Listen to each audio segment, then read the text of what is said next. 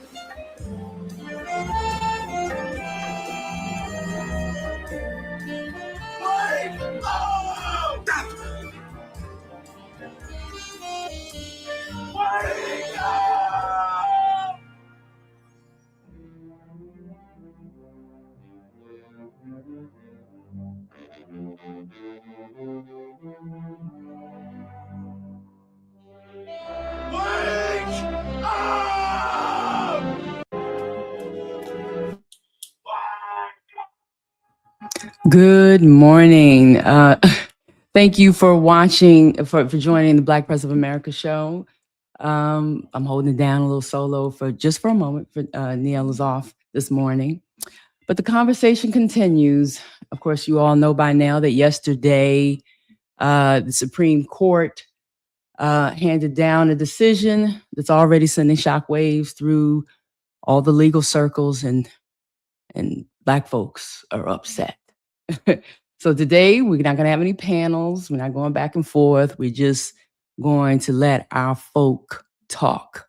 So we're going to play a collection of videos that you're going to hear directly from lawmakers, some lawyers, some talking heads. And this is going to be a very unfiltered conversation this morning. We want you to continue to participate in the show. So put your thoughts in the chat about yesterday's decision.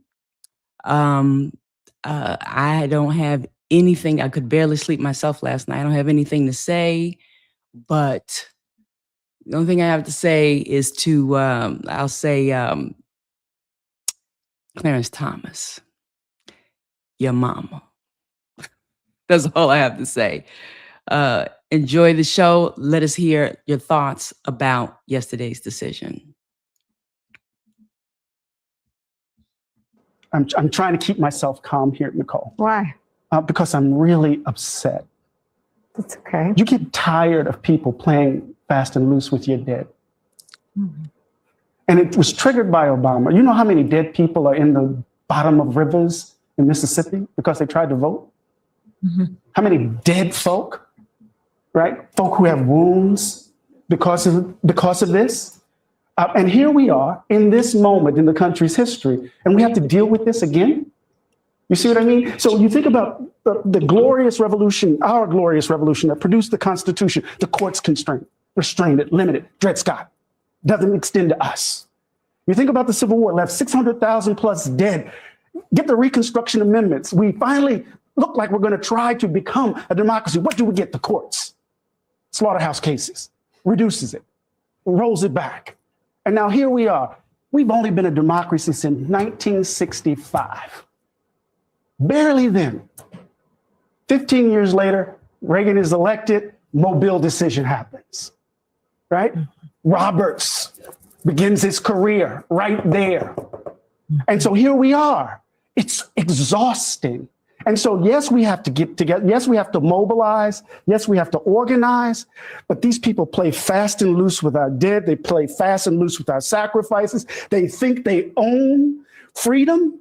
They can give it to us and take it away whenever they want.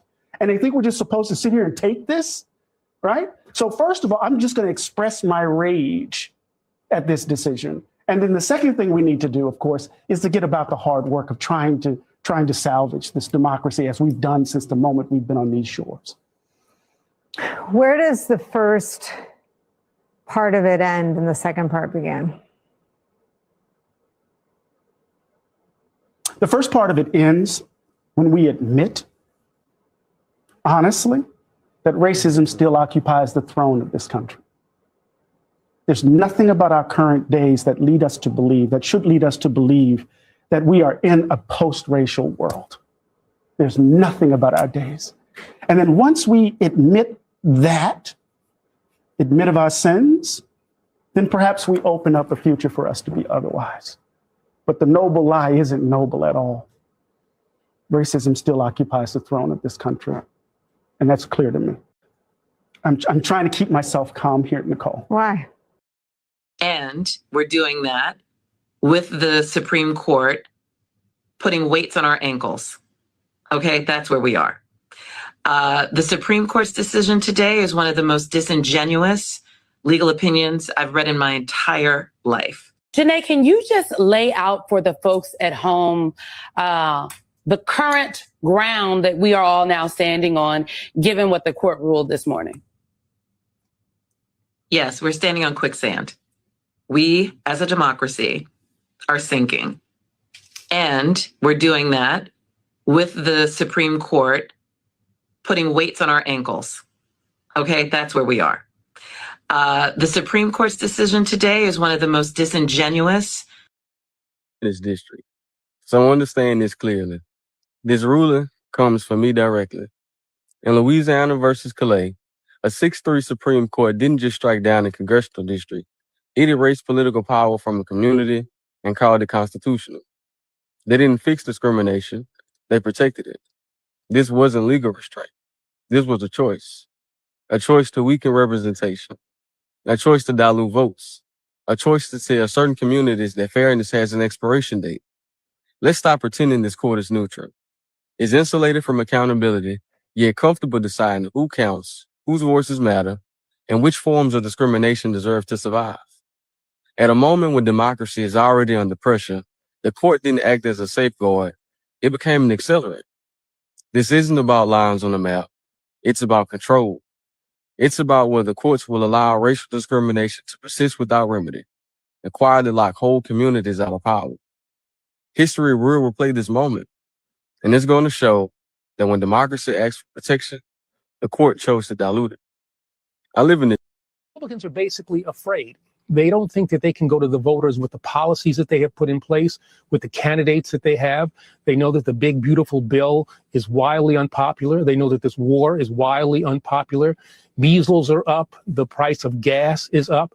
There's nothing that they can go to the voters with. And so what they're trying to do is rig the election, cheat, so that they can ensure that they hold on to power that they illegitimately got as a result of the gerrymandering that they did a decade ago, hold on to that power in spite of what the will of the people might be. And so we as Democrats, progressives, and people who care about our nation's democracy have to fight back in every way that we can, doing what Governor Hochul is going to do, doing what we have been doing at the National Democratic Redistricting Committee to try to bring fairness to the redistricting process.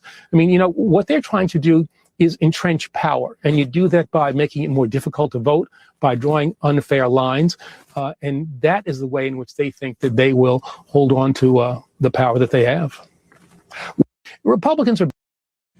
Hello, everyone. So earlier today, the United States Supreme Court gutted the Voting Rights Act. This is one of the most important civil rights laws in this country. The court once again narrowed the ability for people to challenge discriminatory voting systems, even as the court acknowledged the long and well-documented history of voter suppression in the United States.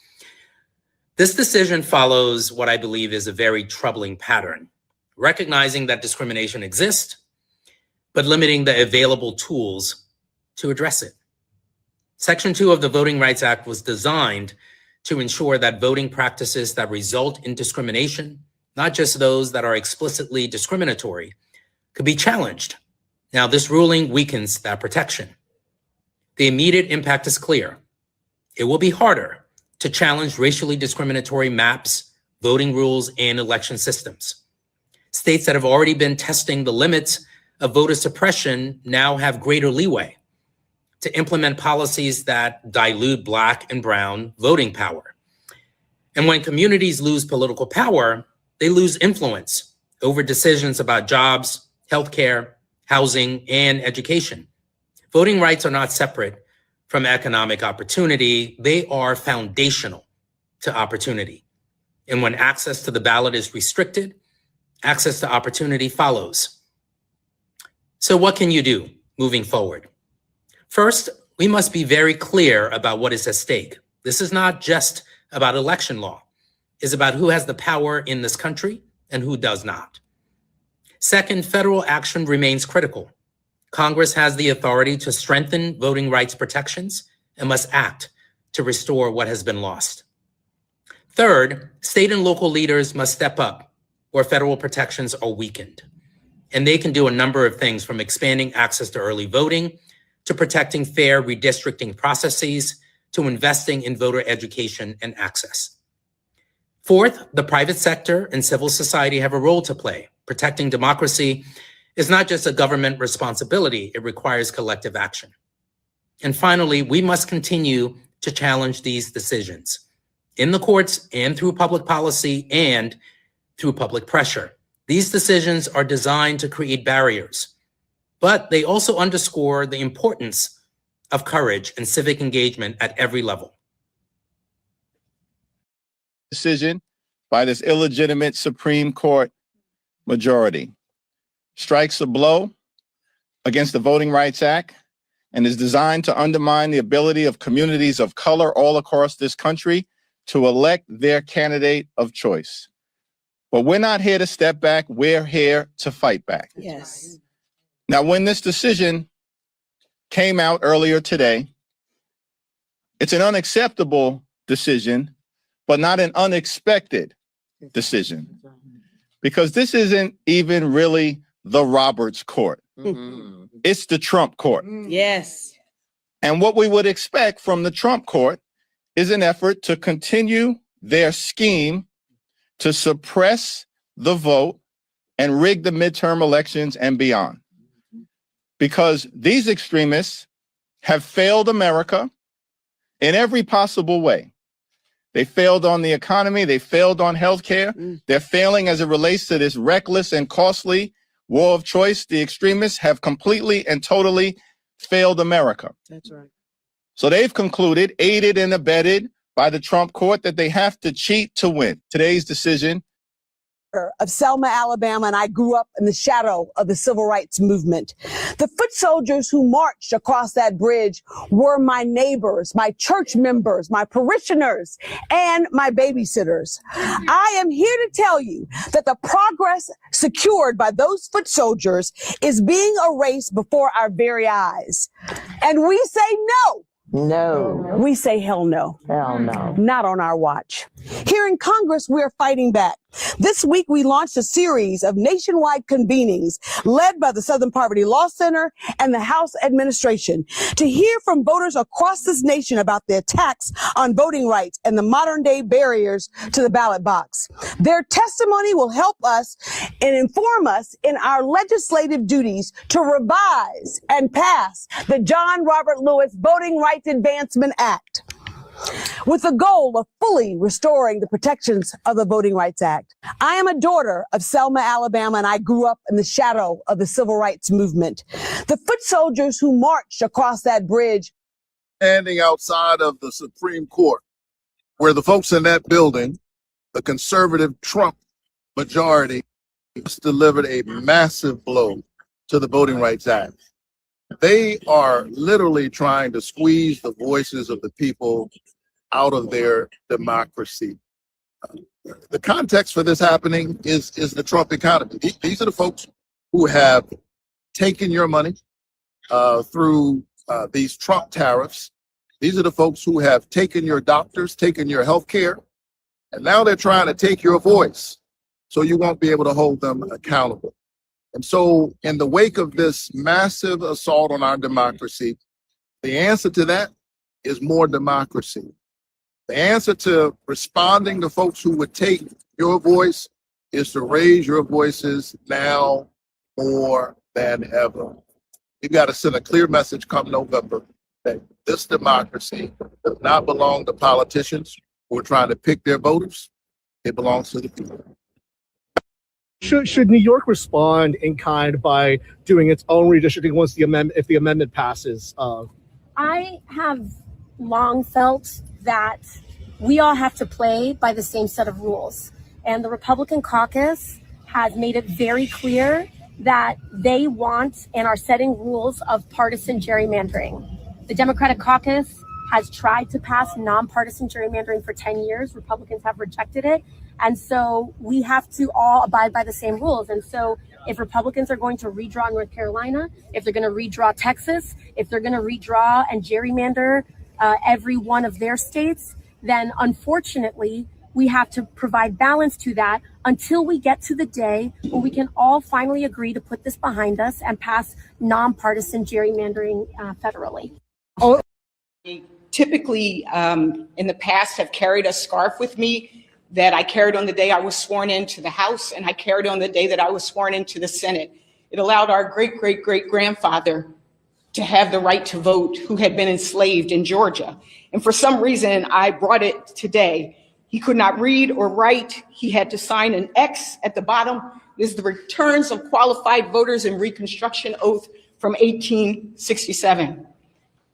This document to me is representative of what we are trying to do here today.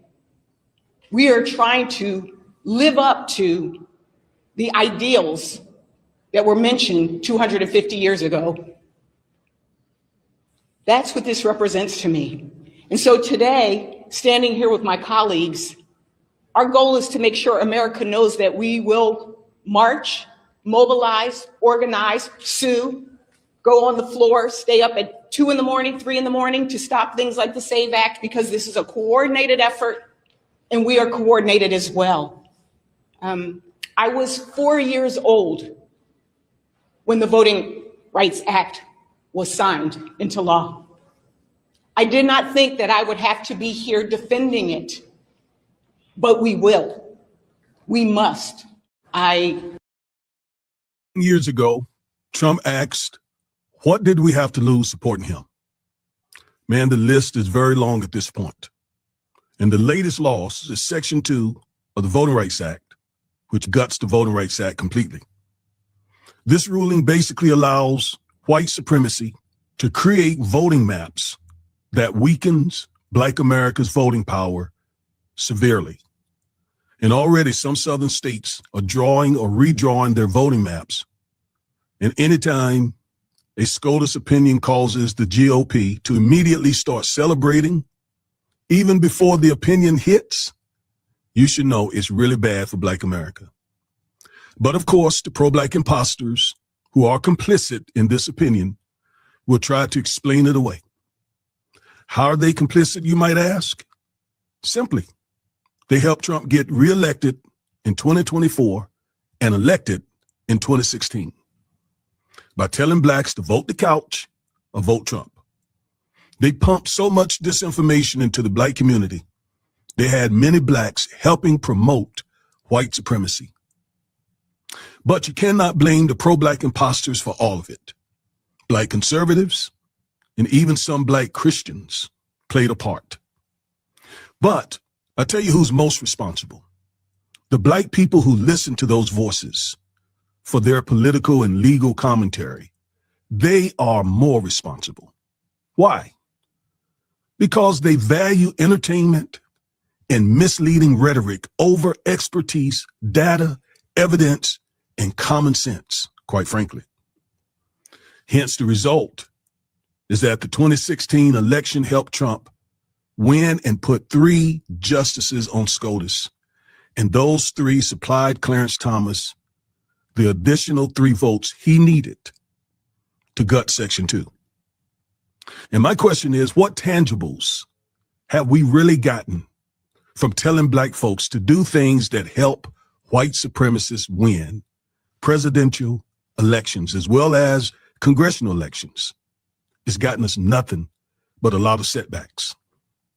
Huge setbacks, as I've been warning you. But as bad as it is, those of us who understand what's happening, we know we cannot stop fighting. This fight continues.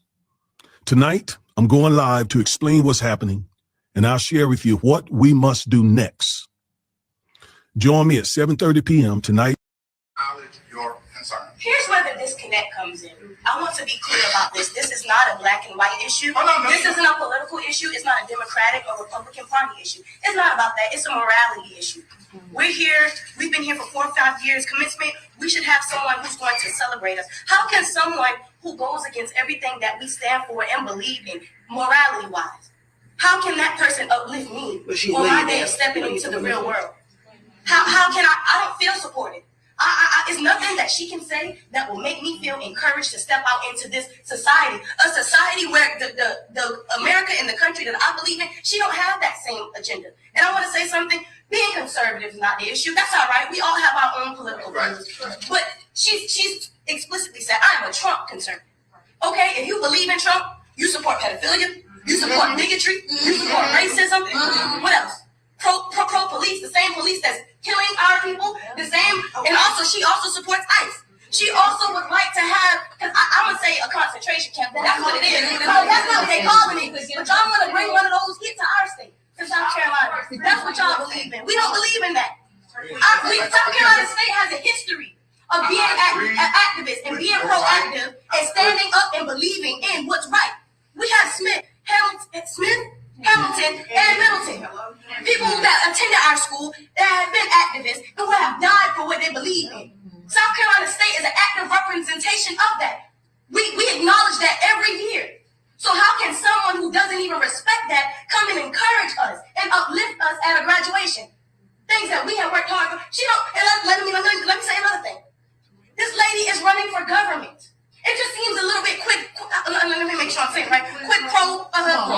Yeah. You know what I'm saying. I scratch your back, you scratch mine. What exactly is? Because I know we like to say, hey, it's a university. We have to do this to benefit our university. But what is the students, the people who are actively going here, the people who have the numbers and the majority? What are we gaining from this? Because to me and to a lot of others, it seems like she's doing this for her own personal gain. It's for her political agenda. Thanks all of you for being here, and I will discuss concerns. I've heard your concerns.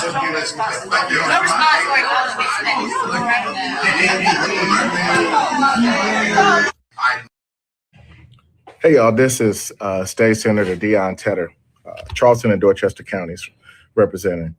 Just want to jump on here real quick. Just got done on the floor of the Senate in session, so catching up with everything that's happening. Just want to address the situation surrounding South Carolina State University.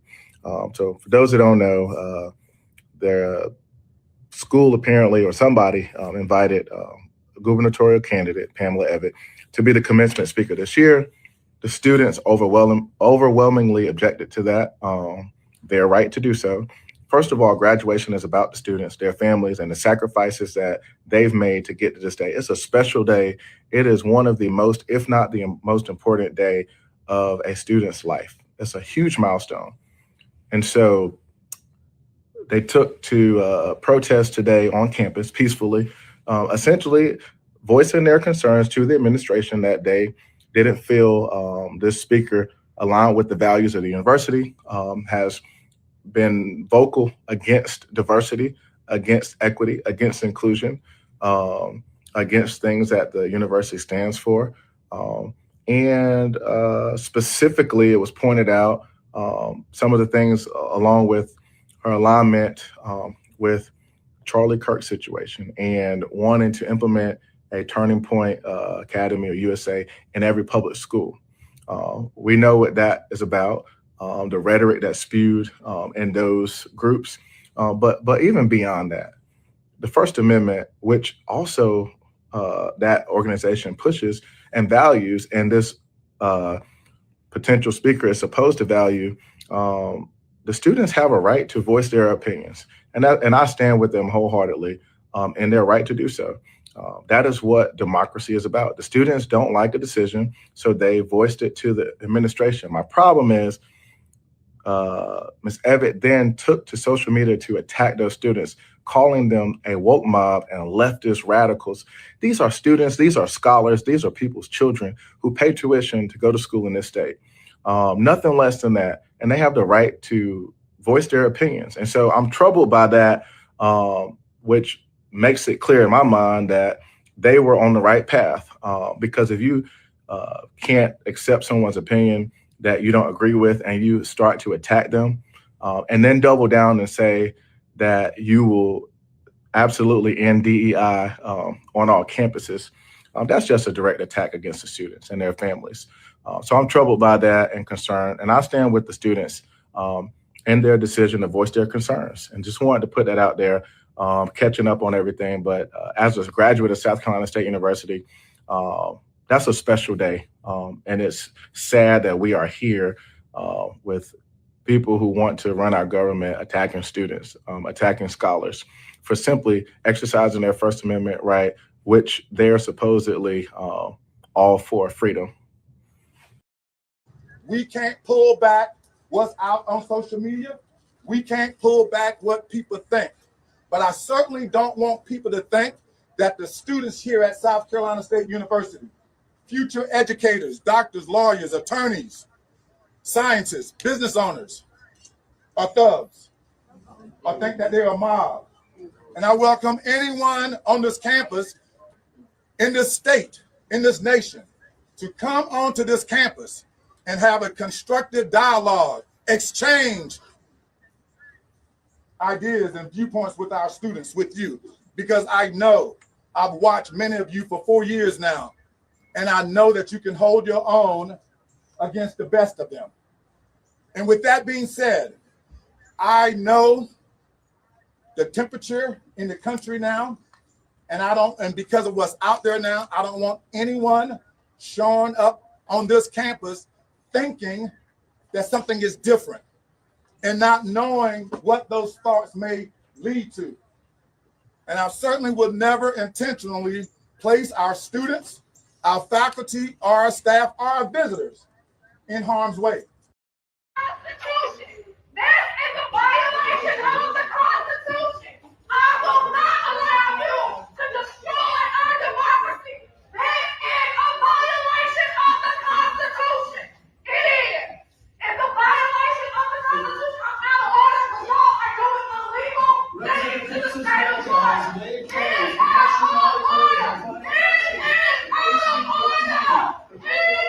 out of order. In 79, I come from a Jim Crow era where blacks were second class citizens. It will not happen again. Emotions are running high here at the Florida State Capitol in Tallahassee, where Governor Ron DeSantis just proposed new maps that could add 4 more seats for Republicans and could greatly diminish the voices of Democratic voters. It's just not fair. It's just not legal. It's just not right. It's not good for our democracy. And this latest round of gerrymandering here in Florida brought Democrats from across the state here to the Capitol out in protest. Hands off our maps! Hands off our maps! Now, Republicans control the state House, the state Senate, and the governor's mansion here in Florida, which means that even though the legislature needs to vote on this proposal, it's widely expected to pass. They're trying to dilute and get rid of those districts so they have any voice at all. You could say one thing directly to Governor DeSantis right now. What would you tell him? Get your hands off of our voting rights. I've just had enough of it, and I think all of us have. I think he's trying to project strength by projecting control, but I think it's obviously coming from a place of weakness. I mean, if he had nothing to be scared of, he wouldn't have to do this. And for some voters like Loman Oliver, who grew up during Jim Crow, he says this moment is drawing parallels to the disenfranchisement of his childhood. I feel bad about it. Not for me, because I have a short time being here. But for my grandchildren, my great-grands, I do not want them going through what I experienced. Being Hey y'all, it's United States Senate candidate and Florida State Representative Angie Nixon here. Y'all, I'm so upset because I had to disrupt the House proceedings yet again because they were just trying to push through illegally drawn maps that diminish representation in the Black community, that diminish representation in the Latino community, that diminish representation in the Jewish community. This is a slap in the face of voters everywhere in our state. And they're only doing it, Republicans are only doing this so that they can look out for Donald Trump and allow him to have unfettered power. I have a problem with this. That's why I'm running for United States Senate. We have to do something different. I have 5 kids, y'all, with my blended family, and I refuse to allow them to continue to live in a place where their rights are under attack and where people say that they don't matter. If you want something different, y'all, you'll do something different. I need you all to join my People Power campaign at AngieNixon.com. I need you all to donate. I'm up against a machine, a Democratic machine that wants the status quo to continue. AngieNixon.com, y'all. Let's do this. We're here today in defense of our neighbors with temporary protected status, who are deeply rooted in our communities and essential to our economy. In my opinion, they are already home. At this moment, over 1 million people are at risk of being removed from their homes, separated from their families, having their lives uprooted because of Trump's cruel and unlawful attempt to terminate their temporary protected status. The Supreme Court will hear arguments on this critical case. We are demanding the Supreme Court uphold the law, save lives, and protect our communities. To send vulnerable families to countries like Haiti, Venezuela, and Syria that are enduring horrific humanitarian crises is unconscionable, shameful, unlawful, and preventable. I want to be clear, this is not an appeal for charity or even benevolence. This is simply the right thing to do, the smart thing to do, the responsible thing to do, but not from a place of generosity, but instead from a place of reciprocity. We're here today in defense of our neighbors with temporary and with respect to have an expansive meaning and a broadening effect. The provision thus bars judicial review of both the Secretary's ultimate decision whether to designate, extend, or terminate, and of each antecedent step along the way to that determination. Respondents' attempts to carve out exceptions to the review bar would eviscerate it, because virtually any substantive challenge could be recast as a procedural claim, as their own claims demonstrate. Moreover, their claims plainly cannot be raised without referring to or relying on the termination decisions, and they challenge the very kind of foreign policy-laden judgments that are traditionally entrusted to the political branches. Even if their claims are not barred, they are meritless. The statute does not micromanage the degree of consultation with other agencies. Paragraph B3 requires the Secretary to consider the national interest in reviewing designations made under B1C because it requires her to determine whether the foreign state continues to meet the conditions for designation under paragraph 1. Far from demonstrating pretext, the fact that the Secretary exercised her discretion consistently is a virtue, not a vice, and the MEO respondent's constitutional claim is meritless under any standard of review.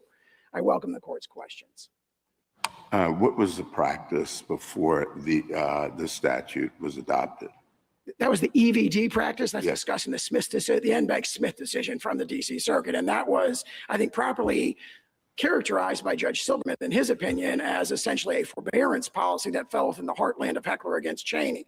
So one of the points we make is that the historical background of this statute is a statute where there was limited, if any, judicial review of executive discretion in that case. And it's telling that President Bush, in his signing statement, objected to Congress moving into this area and entrenching on what he viewed as the executive's traditionally unreviewable discretion. So it's unsurprising in that context that Congress passed a judicial review bar that at least partially accommodated the executive's constitutional objection to the sort of imposition of these kinds of regulations in that particular area. If the president or the executive branch has constitutional authority to do this in a discretionary way, can Congress limit that? We don't dispute that here. President Bush obviously objected on that ground, but we don't dispute that Congress can move in here. And what they've done, as we envision it, they have moved into an area that was a really kind of a forbearance or an enforcement policy regime, and they've elevated to a particular status and said, here are the criteria for regulating that status. And we don't dispute that Congress has the authority to do that. Are there any examples of that discretionary authority being challenged? You mean in this particular case or more generally? More generally. Well, there is the DED. I'm not sure if this is responsive to the question, but there is the DED policy that's kind of as I understand it, a successor of the EVD. I won't call it I guess, program, you could call it, from the 1980s. So there are situations where the executive exercises enforcement discretion here. When it comes to TPS, Congress has entered the area, has created it as a particular immigration status, and we don't dispute that Congress can do that here. Counsel, you rely on Trump versus Hawaii in your argument, but that involved the president and entry restrictions. Here we're concerned with the secretary and in aliens that are already present. Your argument is a significant expansion of Trump versus Hawaii, isn't it? Well, I point to what the court said in the particular paragraph where it discusses why rational basis review would apply here as opposed to a more stringent review under Arlington Heights. The court pointed to features like this is neutral on its face, which we have here. It's within the core of the executive responsibility, which you also have here. It's freighted with foreign relations concerns and national security concerns. Those kinds of criteria are all present here. Obviously, as the court correctly, as you correctly point out, the president was involved and it was an exclusion as opposed to people who are already here under a kind of status. However, the court did go on to say that Trump versus Hawaii applies across different contexts and constitutional claims. In the cases that it's cited, like Kleindentz against Mandel and the other Matthews against Diaz, and other cases that are cited there are also cases that didn't have those particular features of it. So for those reasons, we think Trump against Hawaii provides the rational basis standard for their constitutional claim. However, if the court goes the other way, we also claim that, as I said before, that's meritless under any standard of review. Can I take you back to the EVD discussion that you had with Justice Thomas? Although President Bush may have objected to the restrictions and the intent to cabin the secretary's discretion, wasn't it Congress's view that the EVD program was seriously flawed? In fact, I'm quoting now from the legislative history, seriously flawed and in urgent need of reform. That certainly may have been the views of some legislators. What we know— No, I'm talking about the House report, that the reason why the TPS came into being, and we still don't have the EVD unregulated scheme, was because Congress was concerned about the fact that, for example, quote, the conditions under which safe haven may be granted, extended, or terminated do not appear in any regulation. That it appeared as though the executive was exercising its discretion in an unregulated fashion. And so Congress created this statute in order to restrict the executive. And wasn't that the reason why President Bush was objecting to it? Well, I can't speak for President Bush. I don't dispute most of what you said. We do believe Congress moved into an area where there was really, a perception at least of kind of unfettered discretion, unregulation, set forth sort of broad and highly discretionary criteria in which the— All right, so are those reviewable in your view? Now we have a statute in which Congress has clearly required the secretary to take certain statutory steps to include, for example, consultation. Are those reviewable in your view? No, what is not reviewable is any determination with respect to— I'm asking you what is reviewable. Is it reviewable for a person to allege that the secretary made this determination without following the statutory steps? Certainly not. Not. That would be a determination with respect to, for example, here So what was the termination point of Congress putting this statute into being and having requirements for the secretary if there was no ability for anyone to challenge the secretary's compliance? Congress may presume, as this court frequently does, that the executive would be presumed to act within the bounds of that it's set forth, and Congress provided for ongoing congressional oversight. So there's an annual reporting requirement. There is a 6 to 18 month situation. So in a sense, judicial review is kind of a misfit with this particular statute because the secretary has to go back every 18 months and reconsider and reconsider. And if judicial review, as we see here, what do you do with the precedents of this court? And I'm thinking about Bowen. And I'm thinking about, there's another one in which we don't agree that a determination is what you're saying it is. In other words, in Bowen, we specifically indicated that, and it used very similar language. And we said, Bowen used the language, any determination of the amount of benefits under the Medicare statute was in the judicial review bar. And we said that provision, quote, simply does not speak to challenges mounted against the method by which such amounts are to be determined rather than the determinations themselves.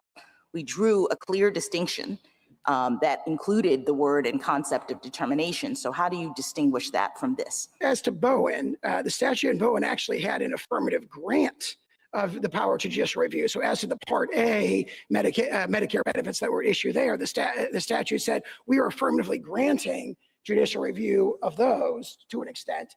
And then in a prior case, this court in Erica had said we sort of imply from that there is no judicial review of Part B. Then when it came to Bowen, the court said, well, we're not going to take that negative inference and hold that satisfies the judicial review. Your position seems to be, and you said it in your opening, any step in the process is not subject to judicial review. If the secretary posted a notice on X saying, quote, I hereby terminate Sirius TPS program effective tomorrow, you would say that there's no judicial review of that decision. Correct. That means that even though the statutory requirements required her to post this not on X, but on the Federal Register, it requires that TPS holders be given 60 days notice of the termination. It requires that she consult with department agencies, and she doesn't. Let's assume it, all right? That none of those procedural steps required by the statute are reviewable. That's your position. Correct. So the agency could have said,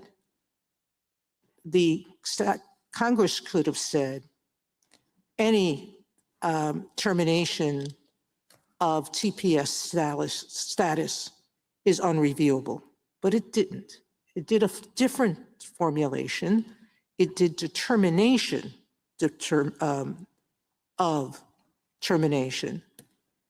That seems to me very close to McNary, where we said you can't challenge the substantive conclusion, but you can challenge the procedural or policies underlying that choice.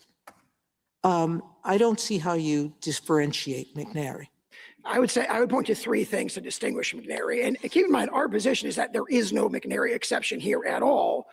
But if there is, the court disagrees. But what you're basically saying is Congress wrote a statute for no purpose because it set forth procedural steps that had to be followed. And the Constitution, as we have said, due process applies to any alien who lives in the United States. It applies to all people living here.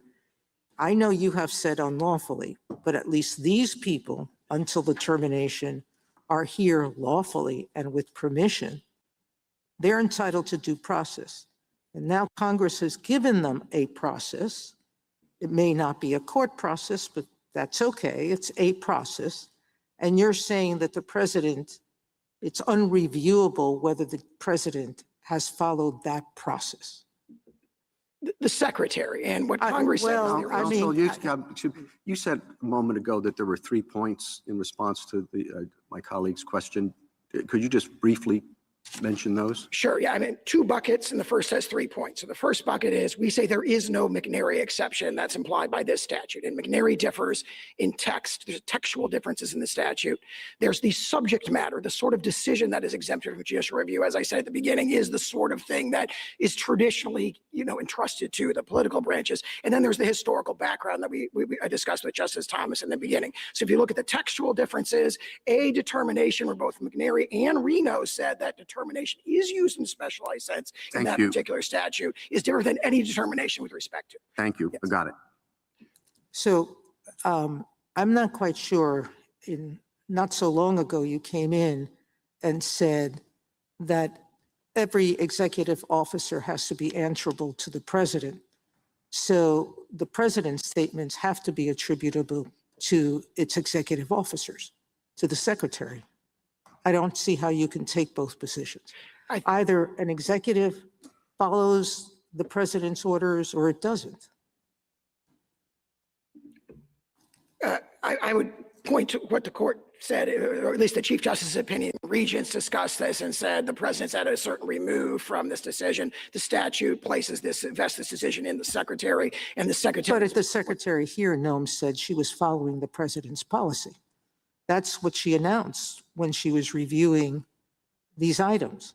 I don't know how we can't attribute what the president have said his policy is when she herself says she's following it. We know what the president directed her to do because it's in the Executive Order 14159, the Invasion Proclamation, where the president said specifically respect to TPS that she should ensure that, or he now, but that doesn't give her a right to do what I started with, which is to announce the termination of this policy in contravention of every procedural step, which was a hypothetical I gave you.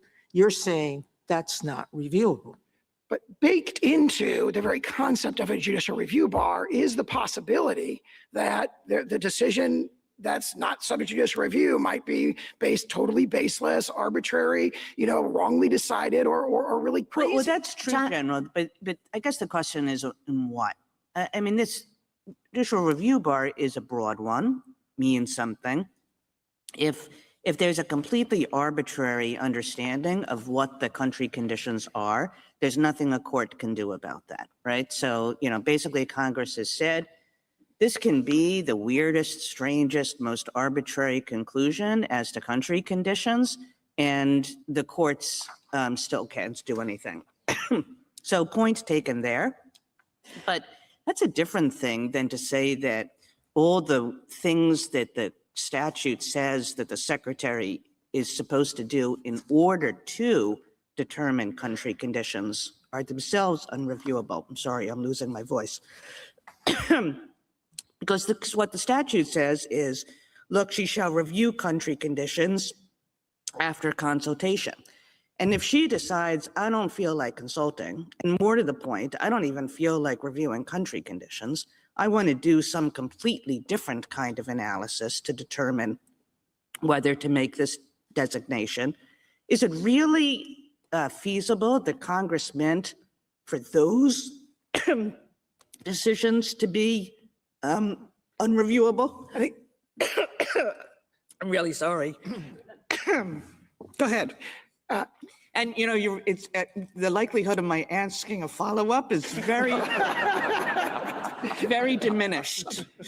Congress said any determination with respect to designation, extension, or termination is not subject to judicial review. And EPA against Calumet, this court talked about. Right, but the determination, you say, I'm already going. I mean, the determination can refer straight back to what the secretary is supposed to determine, which is whether the conditions for designation continue to be met. Okay, that's it. I mean, they make an argument like this. They say determination is used in a specialized sense in the statute. I just think that textually is baseless. I mean, by my count, determination is used in this one statutory section in 5 different senses. It talks about things about your eligibility for benefits. That's a determination. Admissibility, that's a determination. Whether there's extreme hardship. But does that hurt you or help you? I mean, I'll pick up where Justice Kagan left off. you know, we have specific things in the statute that Congress says the secretary has discretion to determine.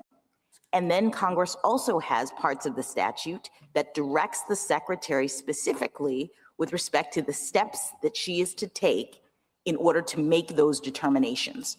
So I just think you're kind of struggling against what seems to be the most obvious way and the most straightforward way to understand this statute, which is that when the judicial review bar says that the courts cannot review the determinations of the secretary, it is referencing the things, the substantive conclusions that the secretary must make under the statute.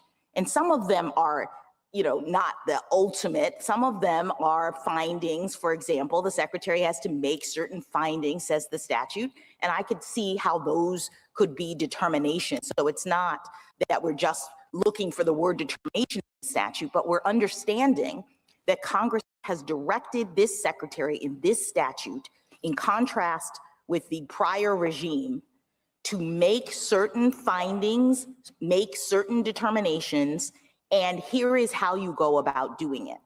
And so my question is, when someone says the secretary has not followed those steps, she didn't consult, she didn't put it in the right place in terms of notice. This is Justice Sotomayor's example. It's very hard, I think, to say that the judicial review bar, which speaks only to the determinations of the secretary, precludes that kind of claim.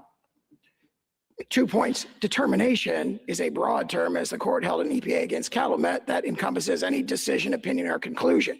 So, including the decision not to follow the steps. That's your point. Right. When it says any, I'd say 2 things about that.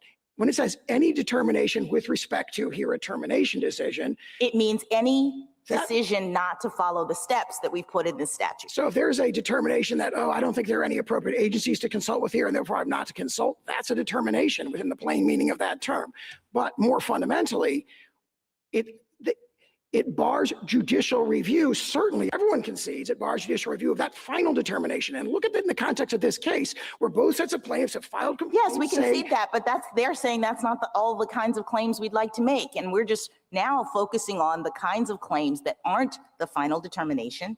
They're the secretary's decision, and I had a hypothetical, to pull out a Ouija board.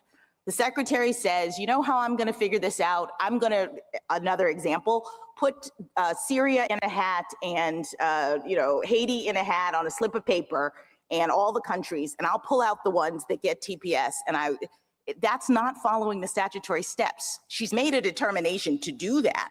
And your view would be that no judicial review of that claim. And any exception that the court would craft here would be something that a truck could be driven through, and that's what we see in the lower courts, and that's what we see in the briefing in this case. All right. I mean, look, for example, General, can I ask you a question? You seem to concede that the constitutional claims are not barred by this very same provision. Is that right? And if so, why? We are under Webster against Doe, DeMoore against Kim, and so forth. We haven't disputed that there be maybe a little extra clear statement that would be required to exclude constitutional claims. We just haven't disputed that in this case. We're not asking the court to revisit Webster, for example. So you think Webster's on all fours with this? I don't know if it's on all fours. We think Webster and DeMoore are strong enough to indicate that under those cases, we'd have to be fighting with those cases, so to speak, to argue that there's no judicial review of the constitutional claims here. And here, of course, we think the constitutional claims, it's not a close call, basically. But we have not disputed that. We don't argue that the judicial review bar extends to the constitutional claim. So, counsel, let's go back to the Chief's question on Hawaii. Assume that I disagree with you and that Arlington Heights applies because Hawaii and all of the cases that you cited supporting it involve aliens coming into the United States, not aliens in the United States. So let's assume that I believe that due process requires some process for aliens who are here to be removed.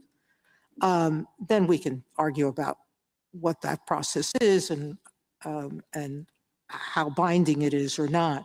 But if it's Arlington Heights, a discriminatory purpose just needs to be a reason, not the only reason for acting, correct?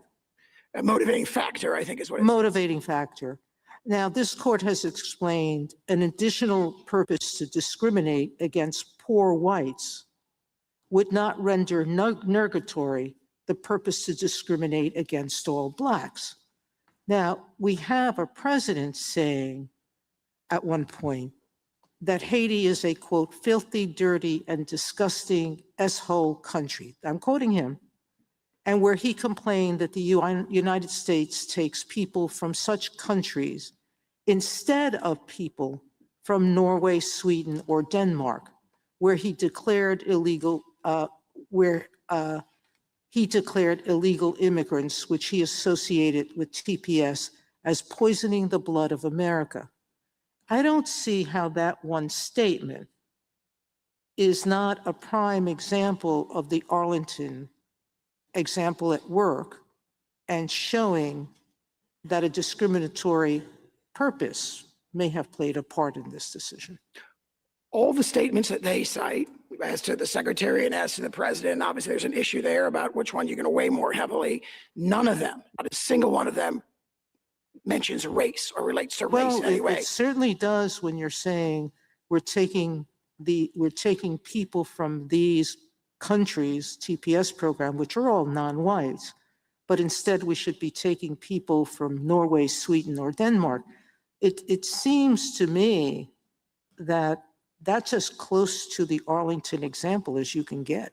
All those statements in context refer to problems like crime, poverty, welfare dependence, drugs, drug importation. The Arlington example is, yes, I don't want poor people, but not all people from Norway, Sweden, or Denmark are necessarily rich, but they are all virtually white.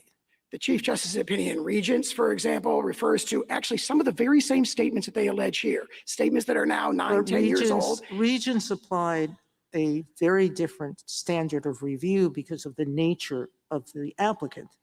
This is a very different question. This is whether a race-based classification can be or should be permitted to be a motivating factor. I strongly disagree with that. Regents assumed that Arlington Heights would apply, and it said these kinds of statements are unilluminating. They, raise no plausible inference of discriminatory animus. What about poisoning the blood of Americans?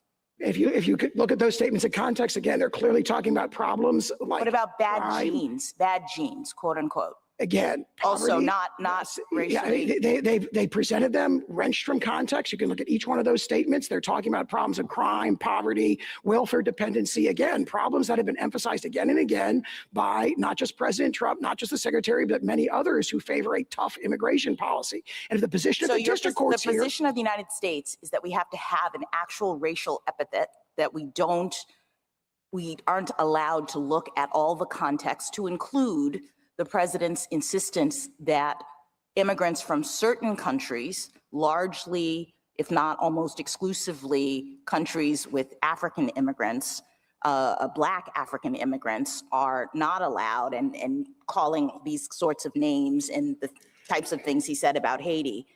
At the same time, that it is the policy of the United States to encourage and welcome immigrants from places like Norway and Denmark and white South Africans.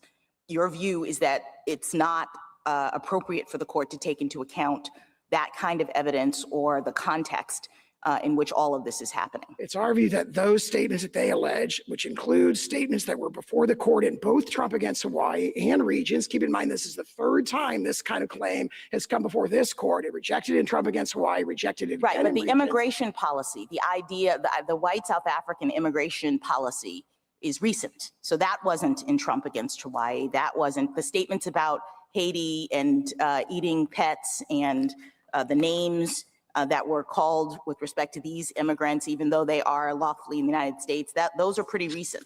So let's separate it out then. What do you say about those kinds of things? Again, as the court held in Regents, these are statements made in different contexts that are remote in time. They are unilluminating. The court said decade that followed emancipation in the years after the Civil War, more than a dozen Black men would go on to serve in the halls of Congress as U.S. representatives and U.S. senators during a period known as Reconstruction. During the Reconstruction era, Black political power thrived.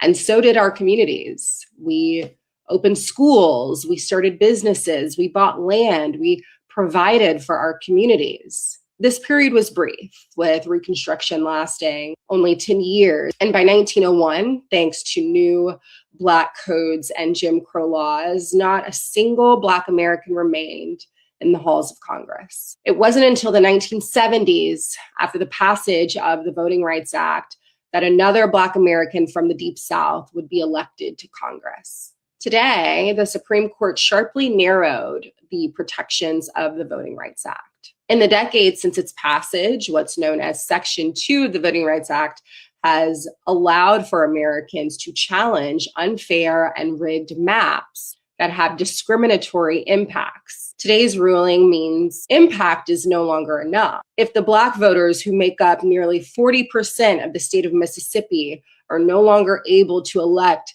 representation, they have to prove the map maker's intent was to disenfranchise Black Americans, a move that Justice Ketanji Brown's equates to the complete demolition of the Voting Rights Act.